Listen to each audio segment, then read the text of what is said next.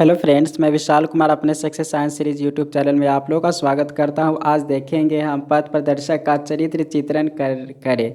तो ये जो राम राज्य एकांकी है, इसमें लिखे हुए हैं राम वृक्ष बेनीपुरी जी ने। उसमें जो दो विदेशी यात्री आते हैं तो उन्हीं दोनों को सब कुछ के बारे में बताते हैं पथ प्रदर्शक। तो वही पथ प्रदर्शक का चरित्र चित्रण करने के लिए है। तो उसमें जो पथ प्रदर्शक है उनका क्या चरित्र था राम राज्य एकांकी में। एकांकी नाटक की तरह ही होता है, तो उसी में क्या पथ प्रदर्शक का रोल था वो लिखना है। तो पहले तो आप लिख दीजिए ये सब कि इसमें राम राज्य एकांकी का पथ प्रदर्शक विदेशी यात्रियों को विभिन्न दर्शनीय स्थानों का भ्रमण कराने और उन स्थानों के संबंध में जानकारी देने का काम करता है। तो वही पथ प्रदर्शक है इसमें। ऐसे पथ प्रदर्शक प्रायः सभी पर्यटन केंद्रों पर पद स्थापित रहते हैं। इनका काम विदेशी पर्यटकों को मार्ग बताना होता है। इस एकांकी का पथ प्रदर्शक विदेशी पुरुष और स्त्री को पहले श्रमशाला के दर्शन कराता है। श्रमशाला, श्रम मतलब होता है मजदूर और शाला मतलब घर, यानी कि मजदूर का घर को देखकर विदेशी स्त्री पुरुष को संगीत शाला का भ्रम होता है। मतलब जहाँ पर संगीत का ये सब रहता है तो उस जगह पर वे घूमते हैं।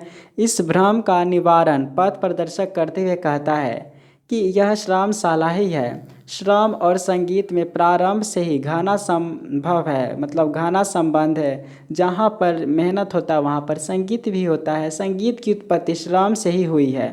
हमारी स्त्रियाँ प्रारंभ से ही श्रम करते समय गाती थी। मछुए और अन्य कठिन काम करने वाले लोग श्रम करते हुए गाते थे।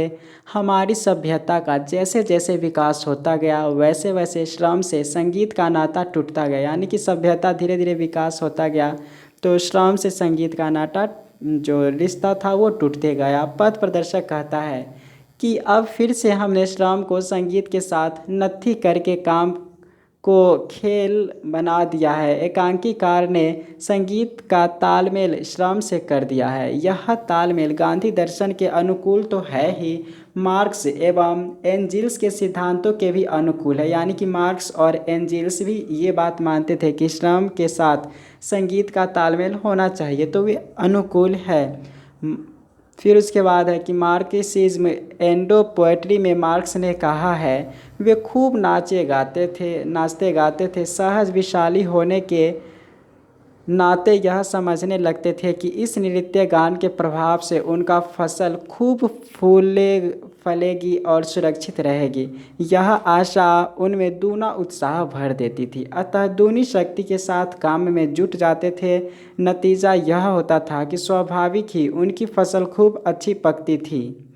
पथ प्रदर्शक के चरित्र के द्वारा एकांकीकार ने गांधी की औद्योगिक नीति को सुस्पष्ट करने का प्रयत्न किया है। उद्योगवाद के संदर्भ में गांधी जी ने कहा था, उद्योगवाद मानव जाति के लिए अभिशाप सिद्ध होने वाला है। मतलब जो नए नए कल कारखाने खुलेंगे यह एक अभिशाप सिद्ध होने वाला है। एक राष्ट्र द्वारा दूसरे का शोषण सदा नहीं चल सकता। उद्योगवाद तो पूरी तरह आपकी शोषण की क्षमता, विदेशों में आपकी माल के लिए बाजार मिलने और प्रतिस्पर्धाओं के अभाव पर ही निर्भर है। यहाँ पर बात बोले हैं कि एक राष्ट्र द्वारा दूसरे का शोषण सदा नहीं चल सकता। उद्योगवाद तो पूरी तरह आपकी शोषण की क्षमता, विदेशों में आपके माल के लिए बाजार मिलने और प्रतिस्पर्धियों के अभाव पर ही निर्भर है। गांधी जी रचना शक्ति के करोड़ों हाथों में वितरित कर देना चाहते हैं। सर्वोदया और सर्व कल्याण का सर्व कल्याण का मूल मंत्र तो छोटी छोटी श्रमशाला ही है। यानी कि छोटी छोटी अगर श्रमशाला को खोलकर सभी लोग काम में जुट जाए तब कुछ प्रॉब्लम नहीं होगा। राम राज्य एकांकी का पथ प्रदर्शक विदेशी अतिथियों को इस छोटे छोटे उद्योग धंधों की महत्ता बताता है। उसका कथन है, बापू बड़े बड़े कारखाने के विरुद्ध रहे हैं। बड़े बड़े कारखाने से मशीन ऊपर रहती है, आदमी उसके नीचे कुचलता रहता है। इससे मनुष्यता विकास नहीं कर पाती, फलतः मनुष्य और मशीन में द्वंद्व रहता है, उत्पादन में त्रुटि होती रहती है। फिर एक बड़े कारखाने के बंद होने से देश भर में हाहाकार मच जाता है। अतः हमने छोटी छोटी श्रमशालाएँ ही बनाई है जहाँ हर आदमी को पहचान सके, अपना सके, अपना भाई बना सके।